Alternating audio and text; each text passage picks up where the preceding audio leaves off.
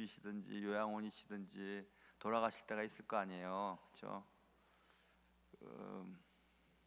그러면 남겨진 시간들이 얼마 남지 않았다는 것을 알게 되면 제일 먼저 뭘 하고 싶으세요? 제일 먼저 뭘 하고 싶으세요? 그건 누구나 다 똑같은 대답을 할 거예요. 정리하고 싶어 할 거예요. 정리. 사람들과 관계에 틀어진 관계라면 바른 관계를 만들고 또 내 옷가지들을 정리하고, 그리고 젊었을 때 찍은 사진들 자식들 그거 보겠어요? 안 봅니다. 그러니까 미리 다 태우고 정리하고, 또 좀 고가의 것들은 누구 주고, 또 사회에 또 나누기도 하고 그런 거 있죠. 그래서 저도 이제는 좋은 책들이잖아요. 한 권에 한 10만 원씩 20만 원씩 하는 이런 책들 잘 안 사요. 외국에 주문해서 잘 안 사요. 이제 있는 것들 웬만하면 후배 목사님들한테 나눠줘야지 이런 생각해요. 이제는 모으는 때보다 나눠줘야 될 때가 됐다고 생각하기 때문에 그렇죠. 그래서 정리해야 되잖아요. 정리, 그렇죠? 언제가 될지 모르니까 사람들과 관계 정리하고, 내 옷까지 정리하고, 사진 정리하고, 책 정리하고, 또 재산이 좀 있는 분들은 재산도 정리해놔야 돼요. 안 그러면 싸우거든요. 지난 시간 예수님께서는 이 세상에서의 삶을 이제 마감하시기 위해 예루살렘 성으로 입성하는 장면을 살펴봤죠. 그래서 어리석은 나귀와 믿을 수 없는 인간에 관한 얘기를 통해서 예수님의 예루살렘 입성 사건에 대해서 살펴보았습니다. 예수님은 이제 자신이 이 땅에서 살아야 할 날들이 얼마 남지 않았다는 사실을 아시고 이제 그의 주변의 것들을 정리하길 원하셨어요. 똑같아요, 우리랑. 예수님이 정리하시는데 여러분은 뭐부터 정리하시겠어요?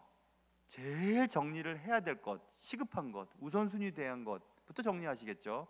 예수님께서도 예루살렘에 입성하시고 제일 먼저 정리하신 것을 보면, 그것이 무엇인지를 살펴보면 예수님이 가장 중요하게 생각하시는 것이 무엇인지를 알 수 있어요. 예수님께서는 예루살렘에 입성하신 후 제일 먼저 손을 대시고 제일 먼저 정리하신 것은 성전을 청결하게 하신 사건이었어요. 그렇다면 예수님은 가장 중요하게 생각하신 것은 성전에 대한 정리였음을 알 수 있는데, 그것을 사람들은 예루살렘 성전 청결 사건이라고 제목을 달고 많이 설교도 되어지고 논문도 쓰여지고 글도 많이 쓰여집니다. 오늘 그 얘기를 하려고 합니다. 지난주에는 성전에 들어가는 장면에 대해서 살펴봤고, 오늘 12절 본문 말씀은 예수께서 성전에 들어가사 이렇게 됐죠. 성전에 들어가셔서 제일 먼저, 예루살렘에 들어가신 후 성전에 들어가셔서 성전에서 제일 먼저 하신 것은, 오늘 본문에 보시면 성전 안에서 매매하는 모든 사람들을 내쫓으시며 돈 바꾸는 사람들의 상과 비둘기 파는 사람들의 의자를 둘러 엎으셨다.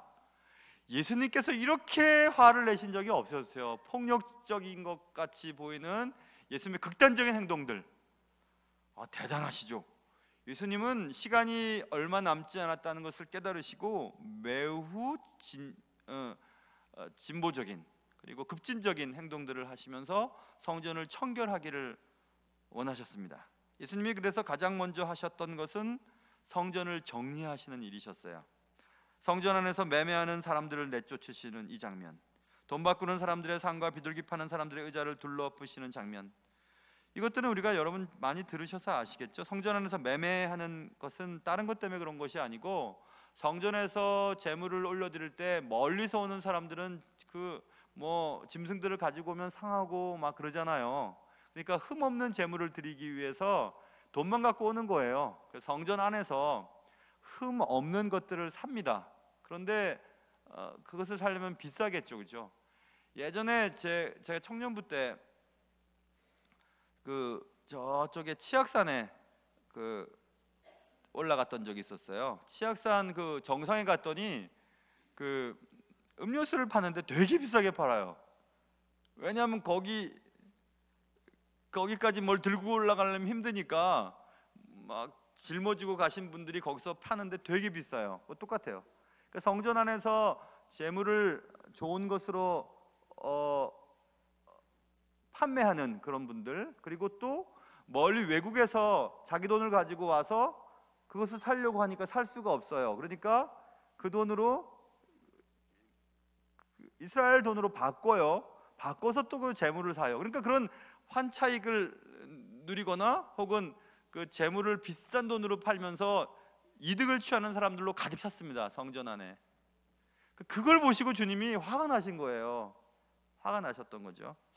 그래서 주님께서는 그걸 다 둘러 엎으시는 것입니다. 돈 바꾸는 사람들의 상과 비둘기 파는 사람들의 의자를 둘러 엎으시면서 예수님이 말씀하시죠. 내 집은 기도하는 집이라 일컬음을 받으리라 하였거늘 너희는 강도의 소굴을 만드는도다, 이렇게 얘기했습니다. 예수님의 이 말씀은 두 가지 의미를 담고 있죠. 그것은 성전은 예수님의 집이다, 이렇게 말씀하시죠. 예수님의 집이다, 나의 집이다, 내 집이다, 그리고 그 집은 기도하는 집이다, 이렇게 두 가지 얘기를 하고 있죠. 성전은 예수님의 집이에요. 그러면 신약시대 와서 예수님의 돌아가신 이후 부활하시고 승천하신 이후에 성전 개념이 우리잖아요. 성령이 거하시는 내가 성전이죠.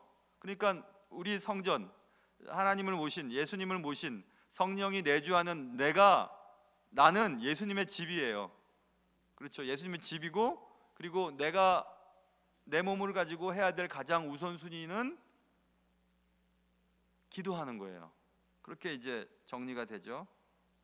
그래서 우리가 내 시험이고 또 직장 가야 되고요, 승진 시험 있고 뭐 누구랑 만나야 되고 해서 너무 바빠요. 너무 바빠서 기도할 시간이 없네요.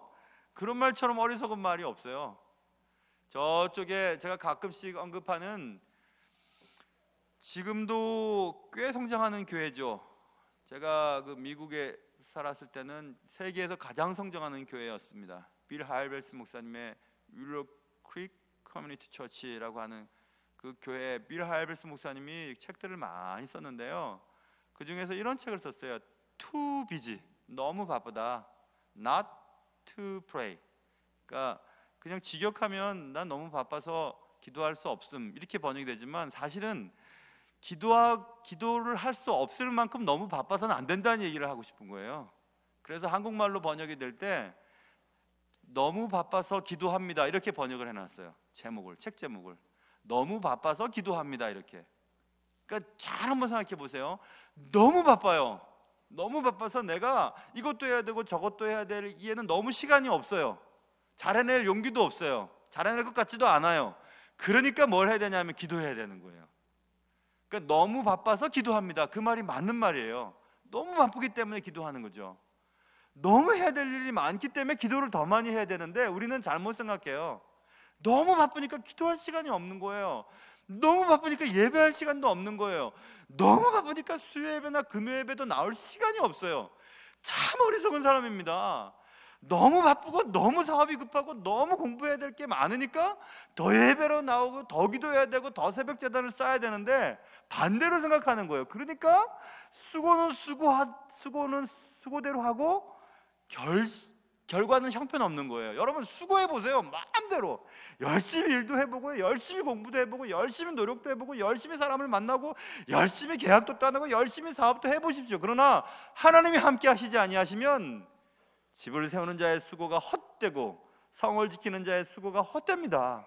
우리가 아침 일찍 일어나 늦게까지 수고하며 수고의 떡을 먹으면 헛됩니다. 하나님이 함께 하시지 아니하면 헛수고만 합니다. 그러니 여러분 너무 바빠서 기도하지 못하면 안 되고 너무 바쁘기 때문에 기도를 해야 되는 겁니다. 여러분 요즘에 너무 바쁘십니까? 너무 시간이 없습니까? 그럼 더 기도하러 나오셔야 돼요. 내 삶을 내가 컨트롤할 수 없을 만큼 너무 바쁘고 너무 퍼져 있고 너무 이거 어떻게 풀어내야 할지 모르겠다 싶으면 기도하러 나오셔야 돼요.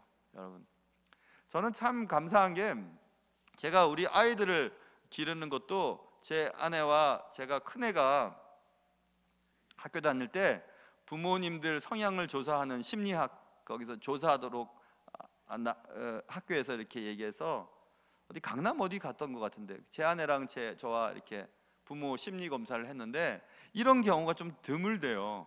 거의 드문 경우 다이타가 나왔어요. 아버지도 방임형, 어머니도 방임형으로 나왔어요. 애들 냅둬 키우는 거죠. 그냥 알아서 하도록. 그런 경우가 드물대요. 아빠가 꼭 조이는 성향이면 엄마는 좀 풀어주고, 또 엄마가 막 조이는 성향이면 아빠가 좀 풀어주고 이러는데, 둘 다 아빠도 엄마도 다 아이들 원하는 대로 다 풀어주는, 그렇게 나왔어요. 제가 그렇거든요. 아내도 그래요. 오늘 제가 마음이 기뻤어요. 설교자들도 그렇고 앞에 서는 분들은 다 그렇죠. 앞에 자리부터 이렇게 앉는 게 설교자에 대한 최고의 예의잖아요. 강의도. 그리고 또 실제로 앞에 앉은 분들이 금자리예요.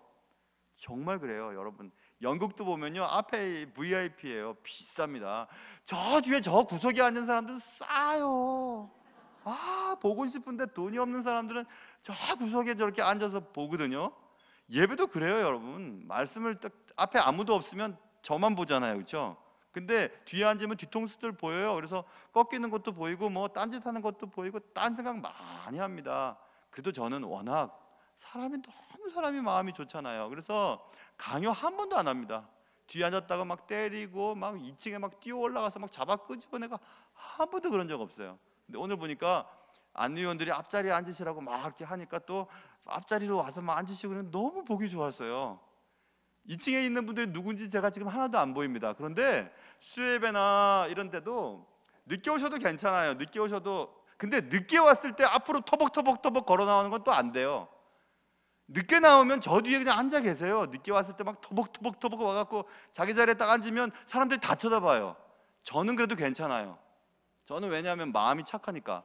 근데 다른 분들은 막 그냥 레이저를 쏩니다. 왜 늦게 온 게 왜 앞으로 걸어 나가냐? 오줌은 미인우지 왜 또 오줌 말았다고 튀어나가냐? 전화 왔다고 또 왜 튀어나가냐? 뭐 그런 생각들 하면서 예배를 잘 못 드리거든요. 그러니까 전화도 바쁘신 분들이 있겠지만 하나님 만나는데 자꾸 전화 보면 하나님이 얼마나 그러시겠어요. 나보다 더 중요한 게 있냐? 그러니까 전화도 오는 사람들만 전화만 와요. 이상하죠? 그러니까 예배당에 딱 들어올 때는 앞자리부터 딱 앉고, 또 핸드폰도 딱 이렇게 진동을 할 줄 모르는 분들은 끄시면 돼요. 어렵지 않아요. 끄고, 그리고 늦게 오면 뒤에 앉고, 그거 참 좋아요, 여러분. 왜냐하면 하나님의 집은 기도하는 집이기 때문에 그렇죠. 그래서 여러분, not to busy, not to pray. 여러분, 너무 바쁠수록 기도해야 돼요. 너무 바쁘기 때문에 기도해야 되는 거예요. 그래서 기도하기 위해 지어진 성전에 매매하는 사람들로 가득 차 있었을 때 주님이 내가 이제 얼마 남지 않았는데 뭐부터 정리할까? 이거부터 정리해야 되겠다. 내가 이거부터. 이게 제일 중요한데, 성전에는 기도하러 나온 집이고 기도해야 되는데 돈 벌려고 나왔구나. 이 사람들이 돈 벌려고 나왔구나. 이렇게 하는 거죠. 지금도 그렇잖아. 예배 드리면서 돈 벌 생각하고 내일 돈 할 생각하고 이렇게 하는 것은 주님이 보실 때는 그렇게 좋은 게 아닐 거예요. 그리고 우리의 삶이 하나님 앞에 기도함으로 하나님이 내 삶에 요구하시는 것이 무엇인지 깨닫고 그렇게 살려고 애를 쓰기 위해서 애쓰는 것이 아니라 늘 내 몸에 더 기름지고 또 좋은 것들을 걸치고 먹기 위해서 살려고 하는 그런 삶을 살아갈 때 주님이 말씀하십니다. 내 집은 기도하는 집이야. 근데 너희들은 강도의 소굴을 만들고 있어. 내 집은 기도하는 집이래요. 기도하는 집은 하나님의 뜻을 찾는 곳이라는 뜻이죠. 그리고 내 집이라고 했으니까 성전은 하나님이 하나님 되시는 곳이에요. 그러니까 내 몸은 하나님이 주인 되는 곳이에요. 그러니까 내 몸의 주인은 주님이세요. 그리고 내가 주님을 찾는 곳에 내 몸이 사용되어져야만 합니다. 그런데 강도의 소굴을 만들었어요. 강도의 소굴은 딴 것 아니에요. 어떻게 하면 강도짓을 해서 이익을 얻을까라고 거기 모여서 고민하고 계획 짜는 곳이죠. 그러니까 결국 자신의 유익을 도모하고 재물이 하나님의 되는 곳, 그것이 강도의 소굴이거든요. 그러니까 그 당대에 예수님께서 성전의 청결 사건일 때에 성전은 내 집이고 기도하는 집인데 너희는 강도의 소굴을 만드는도다 라고 말했을 때 자신의 유익을 도모하고 또 재물이 하나님이 되는 그곳으로 만들었다 이 말이죠. 그렇다면 지금 현재 우리는 여러분의 몸이 돈 버는 데 목적을 두고 여러분의 삶이 돈이 하나님이 되어서는 안 된다는 얘기를 하고 싶으신 거예요. 주님이 이 땅을 떠나시면서 가장 먼저 처음으로 정리를 해야 될 것을 성전의 청결 사건이었거든요. 그러니까 우리가 이 땅에 살면서 가장 우선순위에 두어야 될 것은 우리 몸, 우리의 삶을 하나님이 기뻐하시는 삶으로 바꾸는 일이 제일 먼저 해야 될 일이에요. 내 몸이 무엇한 데 쓰는 거라고요? 하나님을 찾는 일에, 그래 하나님의 뜻을 찾아서 그것을 실천하는 일에, 그리고 하나님을 하나님 되게 만드는 일에 내 몸을 사용하는 것, 그것이 가장 우선 순위라는 것을 여러분 꼭 기억하시기 바랍니다. 오늘날 교회는 어떤가요? 오늘날 성전인 내 몸은 어떤가? 교회 안에 그리고 내 안에 주님이 계시는가? 그리고 기도하고 있는가?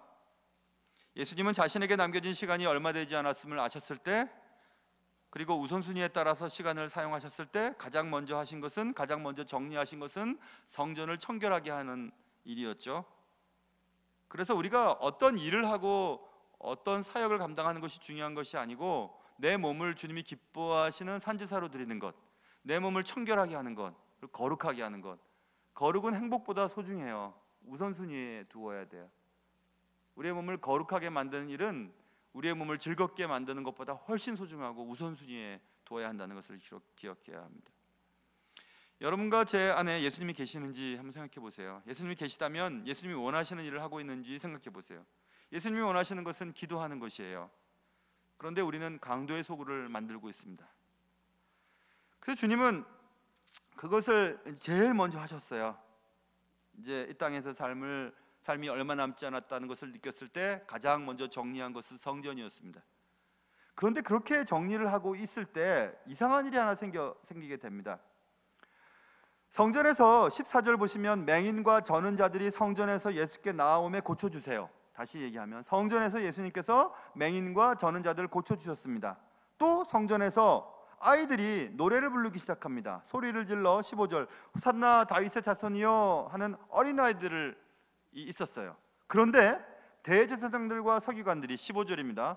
대제사장들과 서기관들이 예수께서 하시는 이상한 일은 14절이에요. 맹인과 저는 자들을 성전에서 고쳐주신 사건을 대제사장과 서기관들이 이상하다고 여겼습니다. 그리고 또 성전에서 아이들이 노래를 부르는 것을 보고 분노했어요. 이상하죠? 성전에서 맹인과 저는 자들을 고쳐준 사건과 그리고 아이들이 노래를 부르는 것을 보고 이상한 일이라고 느꼈고 그것을 보고 화를 냈어요. 대제사장과 서기관들은 누굽니까? 대제사장은 하나님의 일을 하는 사람이에요. 서기관은 하나님의 말씀에 정통한 사람이에요. 그런데 그들이 성전에서 맹인을 고쳐주고 저는 자들을 고쳐주는 하나님 주님의 일을 이상하다고 여겼어요. 그게 더 이상하죠. 하나님의 일을 하고 하나님의 말씀에 정통한 사람들이 예수님께서 성전에서 주님이 원하시는 일을 하는 것을 보고 이상하다고 여겨요. 그리고 아이들이 노래 부르고 아이들이 가만히 앉아서 노래 부르겠어요? 막 뛰어다니고 시끄럽게 했겠죠. 그것을 보고 막 화를 내는 겁니다. 어디라고 뛰어다니냐고, 어디라고 소리를 이렇게 시끄럽게 지르느냐고 막 그렇게 얘기를 했습니다. 여기서 사람들이 여기 대제사장과 서기관들이 분노했다고 하는 것은 아가낙테오라고 하는 단어는 그냥 화낸 게 아니라 분개했다는 뜻이에요. 인디그넌트라는 단어를 쓰죠. 분개한 거예요. 분개 막 견디지를 못하는 게 막 화가 나가지고 막 화가 막 나는 거죠. 막 그냥 막 이렇게 막 화가 났어요. 누가요? 대제사장과 서기관들이. 누가요? 지금 말한 목사와 장로들, 권사들, 안수집사들 이런 교회 중직자들이 막 화가 나는 거예요. 막 화가 났어요. 애들이 막 돌아다니는 거 보고 막. 그리고 교회가 맹인과 저는 자들을 고치는 것을 보면 화가 난 거예요. 막 화가 막 났어요. 뭐 이상하다 그러고. 이상하죠. 그게 더 이상하죠. 하나님을 잘 믿고 하나님의 말씀에 정통한 사람들이 왜 그랬을까? 여러분, 그럴 때 있어요. 교회가 마치 막 성인들의 것이냐 예배당이 말입니다. 그래가지고 막 아이들 막 뛰어다니는 것을 못 견뎌하고 청년들이 막 교회에서 막 춤추고 율동하는 걸 못 견뎌해요. 거룩한 장소가 왜 저렇게 그러냐고. 뭐가 거룩하고 뭐가 하나님 기뻐하시는지도 몰라요. 시끄럽다 그러고 막 화를 내고 막 그래요. 그러면 안 돼요. 공간은 그렇게 하나님 만나는 그런 공간이에요. 아이들은 몸으로 소리를 지르면서 노래하고 뛰는 것이 아이들이 정상적인 거죠. 그리고 교회는 불쌍한 사람들에게 돈을 투자해서 그들을 살리고 도와주는 일을 당연히 해야 되는 일이죠. 그런데 교회가 건물을 크게 짓고 뭐 건물을 유지하는데, 한국 교회 몇몇 교회들이 그렇습니다. 다 그렇진 않아요. 대부분 다 교회들은 좋지만, 그런 교회들은 건물 유지하는데 돈을 다 쓰니까 사람들 돌보는 일은 쓸 수가 없는 거예요. 돈이. 그런 돈이 어디 있어요? 유지하는데 바쁜데. 교회마다 막 빚들도 많고, 교회 건물 짓느라고 빚 많고, 빚 갚는데 막 헌금 다 쓰는 거죠. 그냥 뭐 이자 갚는데 다 써버리고, 그러다가 갚지 못해도 교회가 막 이단에 넘어가는 일들도 막 생기고, 교회 건물 때문에 막 싸움이 일어나고, 그렇죠. 큰일이죠. 그렇죠. 주님이 보실 때 얼마나 답답하시겠나, 이런 생각을 해봅니다. 하나님의 일을 한다고 하나님을 믿는 것은 아니라는 사실이에요. 하나님의 말씀에 정통한다고 하나님을 제대로 아는 것도 아니라는 사실을 본문은 알려주고 있습니다. 여러분도 한번 생각해 보세요. 예수님이 하는 일, 교회에서 하는 일들이 있잖아요. 뭐 선교하고 장학하고 구제하고 뭐 이런 여러 가지 일을 하면서 이상한데, 이런 생각이 들면 위험한 거예요. 그리고 아이들이 막 뛰어다니고, 예배당에 아이들 막 뛰놀아도 돼요. 예배 시간에도 아이들이 원래 그런 거, 울어도 되고, 아이들은 원래 그런 거죠. 그리고 또 청년들이 막 뛰어서 찬양하고 그래 돼요. 저희 어릴 때, 제 중고등부 때 기타 치면 막 난리가 났습니다. 예배당에서 기타 친다고.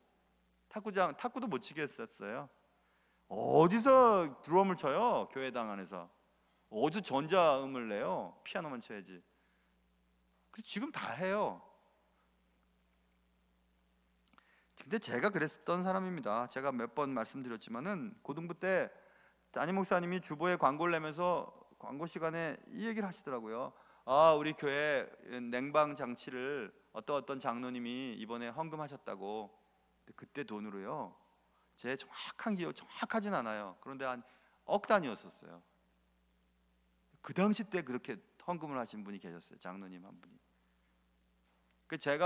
근데 그 헌금을 한 거를 화를 냈다니까요. 제가 속으로.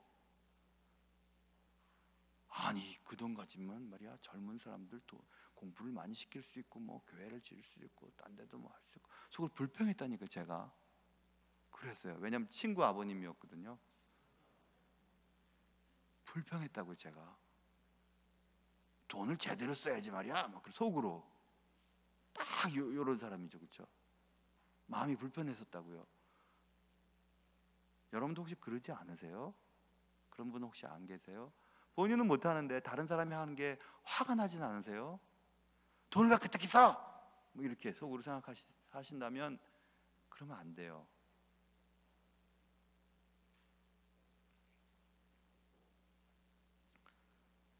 아이들의 찬양 소리와 청년들의 찬양 소리 더 잘할 수 있도록 해줘야죠. 물론 신학적인 부분이 벗어났을 때는 제재를 해야 하지만, 그렇지 않을 때는 얼마든지 할 수 있도록 해줘야 해요. 아이들이 교회의 주인으로 자라고 이 교회의 주인이 될 테니까 아이들이 편할 수 있도록. 그래서 아이들은 막 공간이 없다 그러는데, 어른들이 막 공간을 잡아서 다 차지하고 있으면 안 돼요. 아이들 위주로 해줘야 돼요. 교육부서, 또 청소년들 위주로 교회의 모든 정책들도 만들어져야 되죠. 왜냐하면 우리는 누렸으니까 이제 밑에 오는 사람들이 누려야 되잖아요. 그렇죠? 그런 것들을 우리가 생각하지 않는다면, 그런 생각을 갖고 있지 않는다면 껌껌이 부딪혀요. 껌껌이. 생각들이 다 다르니까. 사람들 앞에서 대단한 자부심을 갖고 있었던 사람이었습니다. 대제사장과 서기관들은 적어도 하나님의 일을 하는 사람이었고, 하나님의 말씀을 받아 적는 사람이었어요. 하나님의 말씀에 정통한 사람이었죠. 그러나 예수님이 하신 일을 지금 눈으로 보고도 이상하다고 느꼈고, 주님을 찬양하는 아이들의 찬양 소리를 보고도 화가 났어요. 그거 참 이상하죠. 그렇죠? 주님과 동시대에 살고 있었으면서도 주님을 알지 못했습니다. 그런데 우리는 예수님을 한 번도 보지 못했으니 주님의 뜻과는 상관없이 우리가 결정 내리고 행동하는 일들이 얼마나 많겠어요. 그러니까 우리는 성경을 면밀히 들여다봐야 됩니다. 성경에서 주님이 뭘 기뻐하시는지, 뭘 싫어하시는지를 들여다봐야 되죠. 그 이상한 일들이 아직도 이상하게 계속해서 벌어지고 있다는 것이 더 이상해요.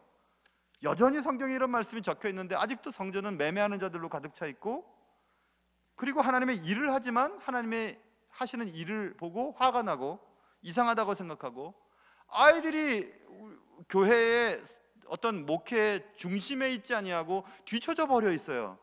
그러면 안 됩니다. 아이들이 잘 할 수 있도록 도와줘야 되죠. 여러 가지 부분에 있어서.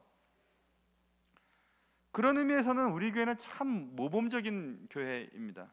노예에서도 소문이 잘 났어요. 교회 학교가 정말 잘 되거든요.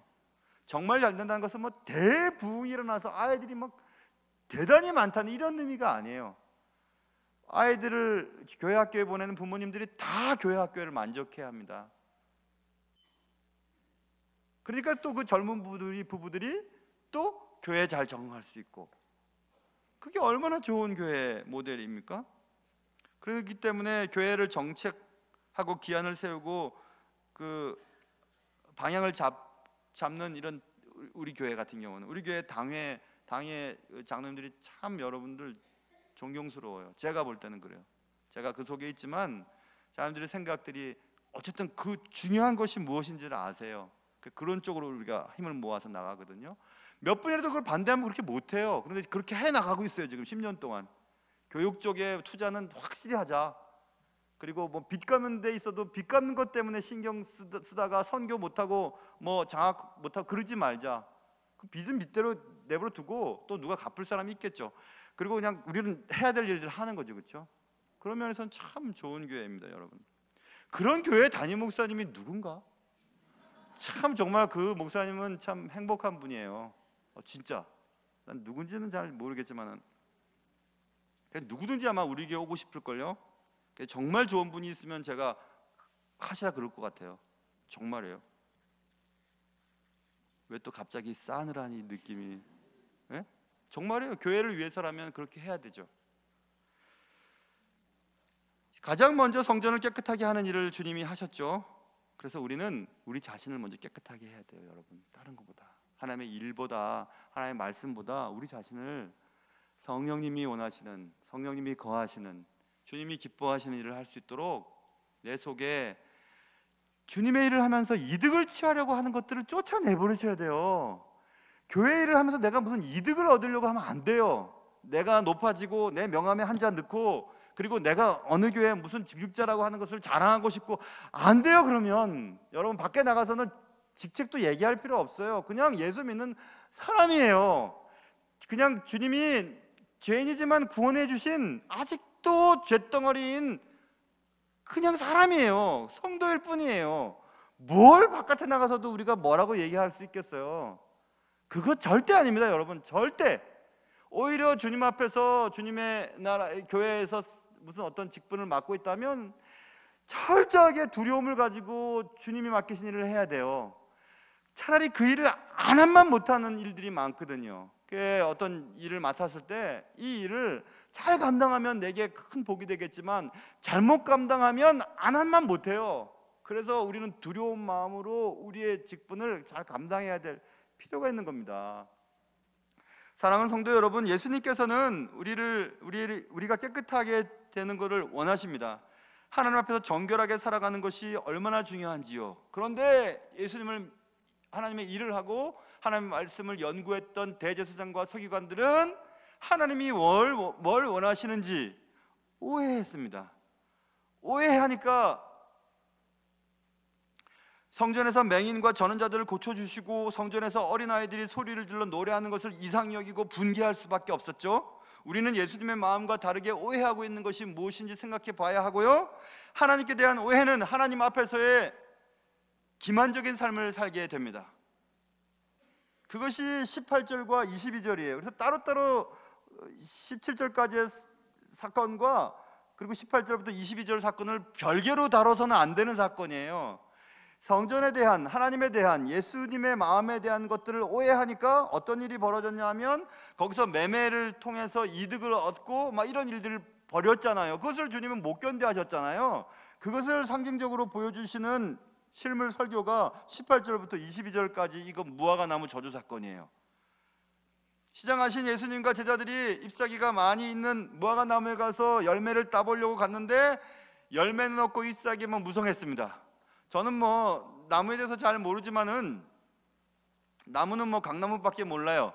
그런데 무화과 나무에서 잎사귀가 났다는 것은 열매가 있다는 것을 증명하는 외적인 표현이래요. 그러니까 무화과 나무는 잎사귀가 있으면 열매가 있어야 된대요. 근데 잎사귀가 있는데도 열매가 없는 것, 그것은 사람들에게 기만한 거죠. 잎사귀를 이렇게 내면서 내가 열매가 있는 것처럼 보였던 거죠. 그러니까 열매가 있나 해서 예수님이 가보시고 열매가 없는 것을 보고 저주하신 사건이죠. 애매한 무화과 나무에게 신이 저주하냐, 쫀쫀하게. 아니에요. 지금 이 얘기를 하고 싶은 거예요. 성전은 화려하나 열매가 없는 성전의 화려함을 무화과 나무의 저주 사건을 통해서 사람들이 보고, 야, 무화과 나무가 왜 저렇게 저주를 받았지? 뿌리부터 말랐지? 아, 저거는 예수님께서 잎사귀가 있는데 열매가 없는 것을 보고 그렇게 했대. 아, 화려한 외적인 화려함을 핑계를 대면서 내실 없는 신앙생활에 대한 경각심을 불러일으키는 아주 귀한 사건이었죠. 그래서 우리는 열매가 없으면 기만에 빠지게 됩니다. 우리가 실제로 삶은 거룩하지 않은데 거룩하지 않은 자신을 숨기기 위해서 주일날 거룩한 채 하는 거예요. 이렇게 거룩한 채 하는 겁니다. 그리고 직분을 갖다 대는 거예요. 나 목사입니다. 나 목사라니까요. 기만이에요, 여러분. 세상 속에서 우리가 목사라는 거 아무짝에 소용없어요. 저는 직분으로서 이 일을 감당하는 것뿐이고, 저는 세상 속에서 예수 믿는 사람, 예수 잘 믿으려고 애쓰는 사람일 뿐이죠. 저만 그런가요? 여러분은 안 그러세요? 그래서 여러분, 잎사귀만 무성하고 열매가 없는 사람들의 특징, 그것은 겉은 화려해요. 속은 비어 있어요. 그래서 주님이 그것을 못 견디시는 거예요. 아니, 성전에 흠없는 재물이 중요하냐? 그 재물을 드리기 위해서 그렇게 비싼 돈을 막 주고 거기서 환차익을 얻고 막 상을 그렇게 막 해서, 주님은 그렇지 않아요. 단지 그냥 흠없는 재물을 드리면 하나님이 기뻐하실 거라고 생각하는 그 사람들의 마음을 노려서 그런 장사치가 생긴 거 아니에요? 우리가 딱 그렇습니다. 딱 그래요. 다 그렇게 보입니다. 실제 삶은 전혀 그렇지 않은데 하나님의 말씀을 많이 알고 하나님의 일에 대해서는 굉장히 익숙해요. 교회 생활은 굉장히 익숙해요. 예배 드리는 것도 잘 드립니다. 아유, 교회를 잘 알아요. 그러나 삶의 자리로 가보면 그렇게 예수를 믿는 사람 같지가 않아요. 어떻게 아나요? 가족들이 먼저 알고요, 일하는 동료들이 알아요. 서로 다 압니다. 저 사람들 삶의 현장 속에서는 어떻게 사는지 다 압니다. 다 알아요. 동네 사람들도 다 압니다. 예수 믿는 사람들이라고 해도 맨날 싸움만 일으키고 다 압니다. 다 압니다. 근데 그것을 주님이 제일 못 견뎌 하셔요. 주님이 제일 먼저 손을 대신 것은, 시간이 남지 않은 그에게 있어서 제일 먼저 정리하고 싶은 것은 성전을 청결하게 하는 사건이었잖아요. 예수님의 가장 우선순위가 무엇인지를 우리에게 보여주는 사건이었죠. 다른 사람 보기에 있어 보여도 열매 없으면 아무것도 아닙니다. 잎사귀만 무성한 신앙은 보여주는 것은 잘할지 모르지만 삶이 그렇지 않으면 아무것도 아닙니다. 하나님이 기뻐하시는 것이 무엇인지 오해하지 말아야 합니다. 그리고 하나님을 기만할 수도 없습니다. 오해와 기만을 버리고 신실해야 합니다. 그리고 진실해야 합니다. 신실하지 않고 진실하지 않는다면 그들의 신앙생활은 잎사귀만 무성할 수밖에 없기 때문에 그렇습니다. 사랑하는 성도 여러분, 하나님이 바라시는 것은 우리가 애를 쓰며 열매 하나 맺는 거예요.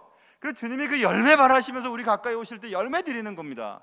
그 열매를 드리지 못하고 잎사귀만 무성해서 나의 허울함을 감출 수 있는 기만적인 삶을 이제 내려놓으셔야 돼요. 이제 우리의 마지막이 얼마가 될지 알 수가 없습니다. 그러니 잘 정리하셔야 돼요. 매일매일 우선순위를 따라 정리하셔야 돼요. 그 정리는 나부터 정리해야 되고 내 주위부터 정리해야 되고 내 삶을 정리해야 됩니다. 암과 삶은 다르기 때문에 그래요. 알미 삶까지 이어지지 않으면 그 알은 헛된 알미입니다.